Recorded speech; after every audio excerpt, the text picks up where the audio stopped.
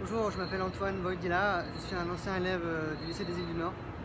J'étais en terminale en 2003, en section S. Donc voilà, et j'habitais à la baie orientale à l'époque. Donc voilà, et en fait en terminale, je savais ce que je voulais faire, je voulais être chercheur. C'est d'ailleurs ce que je fais maintenant. Là je suis au synchrotron de Berkeley, donc un laboratoire fédéral près de San Francisco. Et donc je fais de la recherche en physique. Et quand je suis en terminale, en fait, je voulais être chercheur, mais je savais pas comment faire. Et donc j'ai demandé à mes profs, parce que mes parents ne savaient pas trop, parce qu'ils ne sont pas scientifiques. Et donc du coup, ils m'ont dit Antoine, tu dois faire une prépa.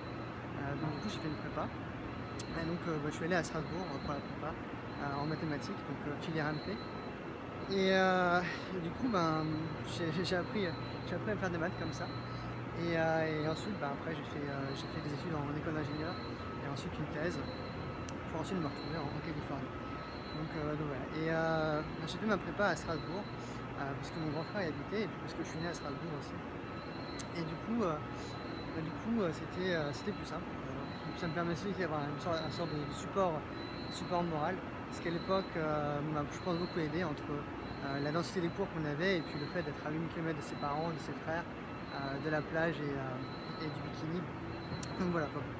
Donc au début c'était un petit peu difficile quand même parce que on ne sait pas trop quoi faire, on sait pas comment s'organiser, mais au final je crois que le fait d'avoir été en prépa c'est une chance parce que j'ai pas vraiment le temps de trop réfléchir aux choses. Et donc du coup le soir je bossais et donc je pouvais pas trop fumer trop d'herbe ou boire trop d'alcool, ce qui d'ailleurs est une bonne chose parce que souvent les jeunes peuvent avoir tendance à aller un peu dans l'excès, point trop dans le fond, donc garder ça en tête. Donc voilà, et puis à l'époque je partageais mon loyer avec mon grand frère, donc j'avais un budget d'environ 1 000 € par mois, notamment une bourse de la région Guadeloupe, ce qui m'aidait plutôt bien à vivre. Donc voilà, donc ça fait quasiment un SMIC, ça fait beaucoup d'argent et je crois que j'ai eu pas mal d'argent, pas mal de chance à ce niveau-là. J'espère que pour les élèves qui n'ont pas cette chance, puissent avoir quand même un grand soutien en termes de bourses. Il y a beaucoup de bourses qui existent, il faut savoir en profiter. Elles sont là pour vous aider à faire des études.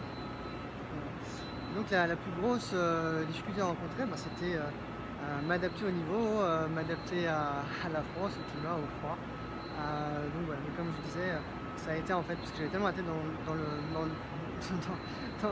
la mousse qu'au final ça a marché. Donc, voilà. Donc je dirais que pour les élèves là, qui rentrent en terminale ou qui sont en milieu d'année, la chose la plus importante à faire, c'est de demander à leurs profs de l'aide. Les profs sont là pour les aider, et même si ce ne sont pas les meilleurs élèves, justement c'est ceux qui ont le plus besoin d'avoir un petit peu d'encadrement, et surtout de demander aux profs qui connaissent eux pour le coup très bien la filière. Voilà, n'hésitez pas à chercher de l'aide, parce que la famille peut l'aider, mais même dans mon cas, dans une famille où il y a des fonctions libérales, c'était pas vraiment d'un grand aide.